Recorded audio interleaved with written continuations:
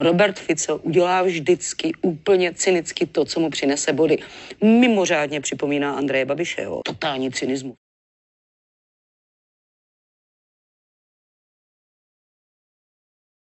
V České televizi se mluvilo o Robertu Ficovi takovýmto způsobem.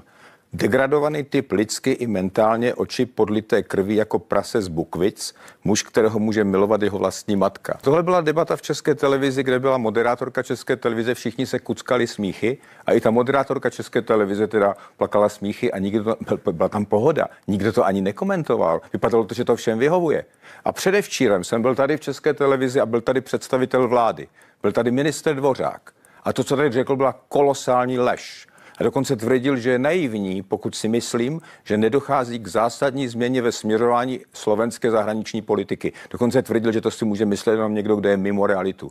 A já tvrdím a stojím si za tím, že k žádné změně směřování zahraniční politiky na Slovensku nedochází. Premiér Fico jasně řekl, že je naprosto nezvratná orientace slovenské zahraniční politiky. Fico je člověk, který nejenom, že dovedl Slovensko do Evropské unie, on dokonce v roce 2007 prosadil Schengen a říká, že je hrdý na to, že v roce 2009 vstoupili do euro. Oni jsou integrovaní více než my dokonce.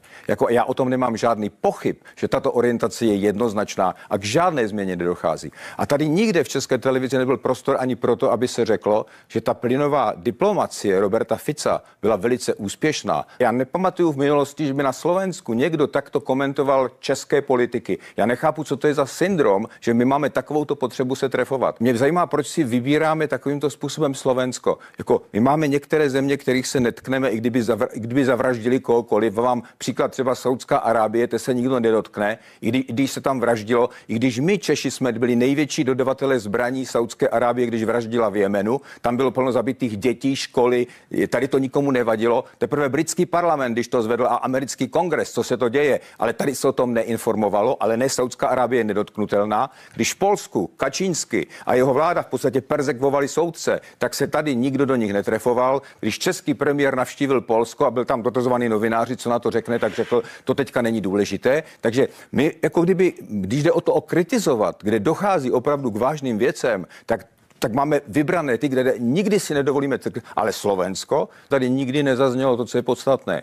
Diplomacie, ta kivadlová diplomacie Roberta Fica plynová byla úspěšná, ta diplomacie mezi Baku, mezi Tureckem, tedy Ankarou a Moskvou. A dneska dokonce, to tady taky nikdo neříká, představitelé Evropské unie vrcholní mluví o tom, že uvažují o tom, že se zvýší dodávky plynu z Ruska ze 35 miliard metrů krychlových na 74, protože je to možná cesta k tomu, jak přimět Rusko k příměří. To příměří je dneska nutností. Máme také tady americký plán z těch bodů, o kterých víme, tak se říká, že jeho součástí je snížení sankcí, takže je evidentní, že je toto v chodu. To znamená, to, co Fico začal, je něco, co je téma, které se dál dneska v Evropě rozvíjí. A ten důvod, proč to je, budu vám citovat vyjádření Sergeje Budanova, šéfa zpravodajské služby Ukrajiny, který říká, že pokud se nepodaří dosáhnout příměří do léta, tak bude v sázce vůbec existence Ukrajiny. Takže to, co Fico začal, tak podíváme se na to střízlivě, tak je to něco, co mělo v Evropě ohlas a dokonce se to dále debatuje.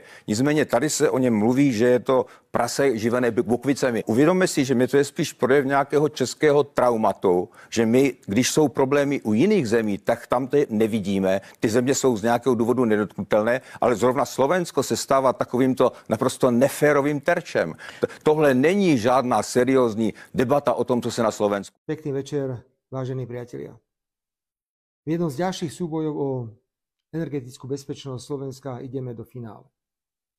Slovensko nevie zablokovať schválenie návrhu Európskej komisie zastaviť od januára 2028 dodávky ruského plynu. Stačí totiž kvalifikovaná väčšina hlasov členských štátov Európskej únie. Komisia sa úmyselne vyhla jednomyselnému hlasovaniu, lebo od samotného začiatku vedela, že jej návrh by nezískal súhlas všetkých 27 členských štátov. Návrh komisie je s prepáčením imbecilný, demagogický a je výsledkom bezhraničnej posadnutosti Ruskom. Poškodí ekonomiku Slovenska a zníži konkurencieschopnosť celej Európskej únie. Koho to ale zaujíma? Argument lebo Ukrajina stačí podľa všetkého aj na začatie 3. svetovej vojny. Koho zaujíma, že šéf Duslo Šala hovorí o páde tejto obrovskej firmy, ak nebude k dispozícii ruský plyn?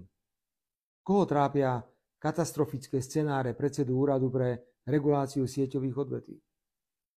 Aby sme niečo vybojovali, spojili sme tento imbecilný návrh komisie s návrhom 18. balíka sankcií proti Rusku, na ktorý je potrebná jednomyseľnosť.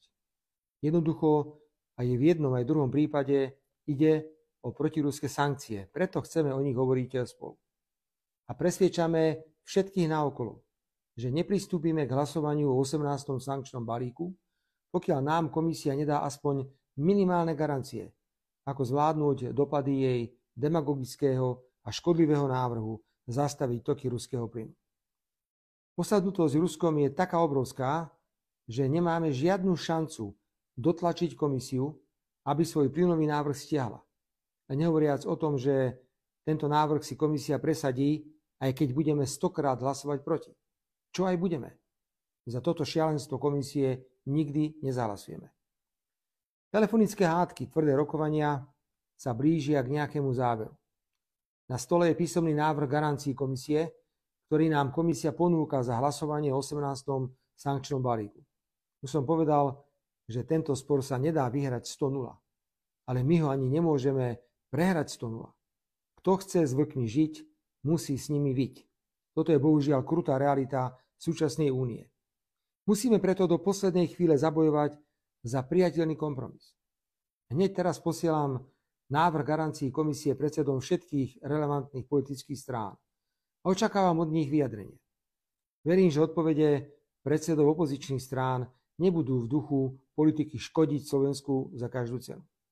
Treba si totiž uvedomiť, že zastavenie toku ruského plynu nastane po 1.1.2028, teda po parlamentných voľbách. A môže to byť súčasná opozícia, ktorá sa dostane k moci a ktorá bude musieť utierať slzy prepusteným robotníkom alebo utekať pred ich hnevom. Času nemáme veľa, pretože návrh garancií som dostal len pred chvíľou a zajtra sa blížime do finále.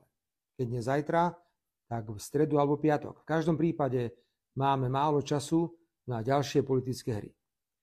Napriek tomu, že by som veľmi rád túto smutnú kapitolu práce Európskej komisie ukončil čo najrýchlejšie, stále si nechávam v rukách možnosť, že 18. sankčný balík nepodporíme. Prišiel by síce cirkus a vydieranie o európske fondy a pokus zvaliť slovenskú legitímnu vládu a nahradiť ju poslušným Slovenskom, ale aj takéto sebazničujúce súboje majú niekedy hlboký morálny zmysel. Prosím, želajte mi veľa zdravého rozumu. Pekne. Ďakujem ti za sledovanie. Budem rád za like, odber a sledovanie skupín, ktoré nájdeš v popise pod môjim videom.